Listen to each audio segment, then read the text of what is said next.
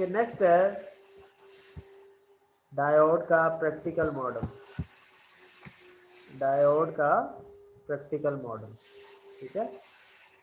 इसमें क्या कहता है कि इन रियल, इन एक्चुअल जो सर्किट है उसमें डायोड कैसा बिहेव करता है, क्या वैल्यूज होती हैं, कैसे जो है हम उसको सिंप्लीफाई करते हैं। तो प्रैक्टिकली भी एक आइडियल कंडीशन है, मतलब प्रैक्टिकली भी क्या होना चाहिए, ठीक है।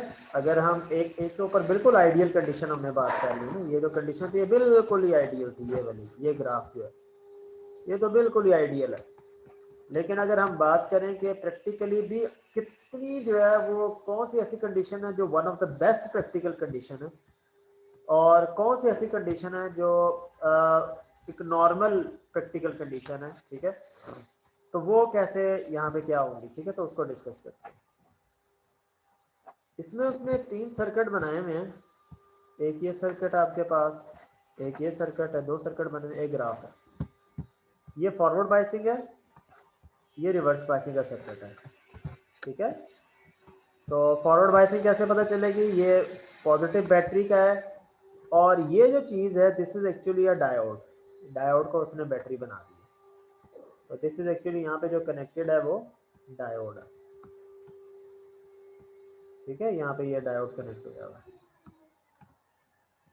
लेकिन उसने किया क्या है कि डायोड जो है ये प्रैक्टिकली, अगर सिलिकॉन का डायोड है तो ये 0.7 वोल्ट लेता है।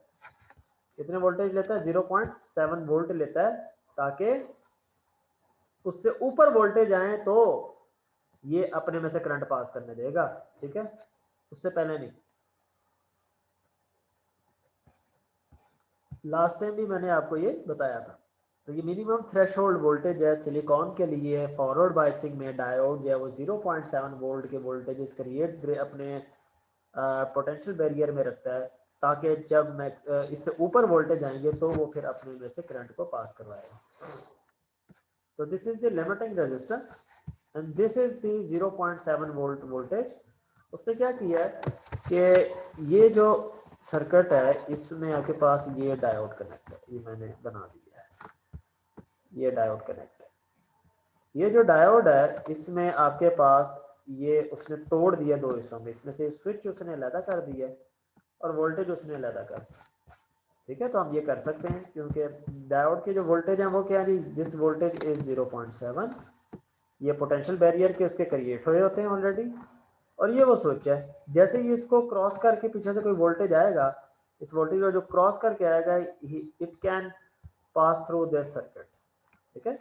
जो नहीं करके आ सकता वो फिर नहीं पास करेगा, ठीक हो गया। तो यहाँ पर उसने ये इस डायरेक्शन में हमारा जो अजम्पशन है या हम जो लेते हैं वो इस डायरेक्शन में करंट को लेते हैं, ठीक है। सो करंट जब यहाँ से जा रहा है तो दिस इज पॉजिटिव नेगेटिव इस तरह से क्रिएट हो जाएगा।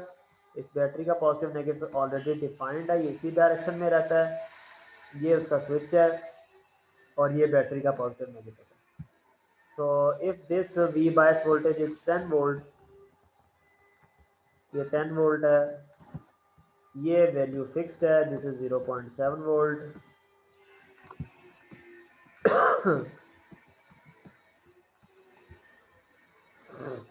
और ये आर लिमिटिंग है, R limiting is suppose 1 kilo ohms, ठीक है। तो what will be the current in this circuit, can anyone tell me कि आई एफ की वैल्यू क्या होगी अगर मैं इस सर्किट में जो है वो और लगाता हूँ वो लॉ जो है, जिस लॉ को क्या कहते हैं,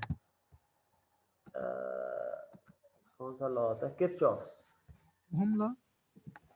लॉ, ठीक है। तो किरचॉफ्स लॉ इस पे अगर मैं लगाता हूँ तो किरचॉफ्स लॉ के अकॉर्डिंगली मैं इस एंड से स्टार्ट करूँगा, इधर को जाऊँगा, फिर यहाँ से ऊपर को जाऊँगा, फिर सारा ये पास करके वापस इस डायरेक्शन में यहाँ पर आऊँगा, ठीक है, ठीक हो गया। इसमें So करंट लॉ that, लगेगा सर, हाँ, according to voltage law. This is Kirchhoff's voltage law, KVL equation में इसकी लिखूंगा। सो नेगेटिव से एंटर होके आप इस पॉजिटिव को बाहर आ रहे हैं, तो you can write it minus V B, minus यहाँ लिख लेते हैं minus we of B.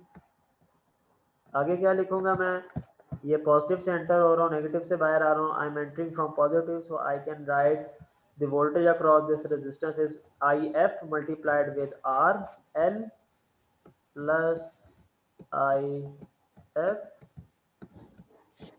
into R of L, right. और उसके बाद ये वी एफ है, हाँ ये ना पॉजिटिव से एंटर हो रहे, नेगेटिव से बाहर निकल, you can right positive value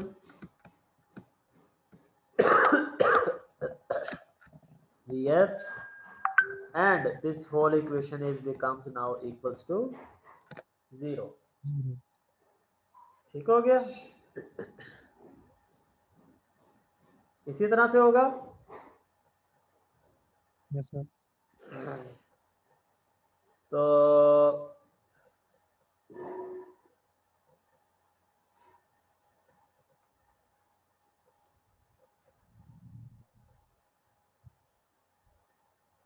उसके बाद ये है कि इस इक्वेशन में से मैंने आपसे क्वेश्चन किया था आई एफ की वैल्यू निकालनी, अगर आई एफ की निकालनी है तो वी बी दूसरी तरफ ले जाएं, आई एफ को भी दूसरी तरफ ले जाएं, और फिर आर एल से जाके डिवाइड करेंगे। वी बी दूसरी तरफ जाएगा तो पॉजिटिव हो जाएगा, V B minus V F over R V L, B minus V F over R L.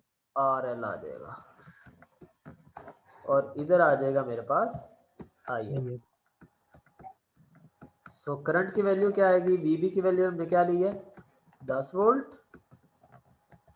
Minus 0.7 and divide by 1 kilo, ठीक है 1 किलो 1 ही है, तो it will be now 9.3 milli ampere, नीचे वाला किलो जो है ऊपर जाके मिली हो जाएगा।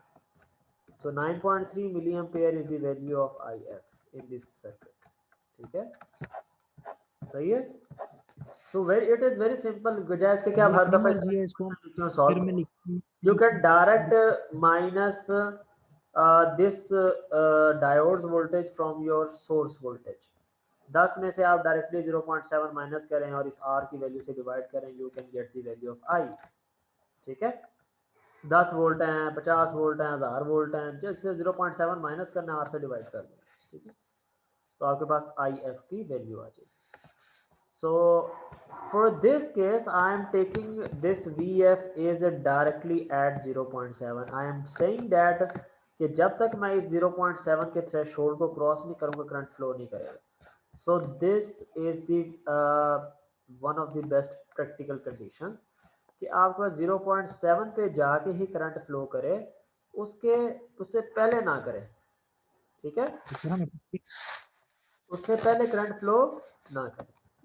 तो this is the forward biasing practical, one of the best condition in which आपके पास 0.7 वोल्ट से पहले पहले जितने भी वोल्टेज आप दे रहे हैं आपके पास करंट फ्लो नहीं कर रहा, but at the instant of 0.7 या more than 0.7 your current will flow and approaches to infinity, या हाई करंट आपका फ्लो कर जाएगा, ठीक है, राइट।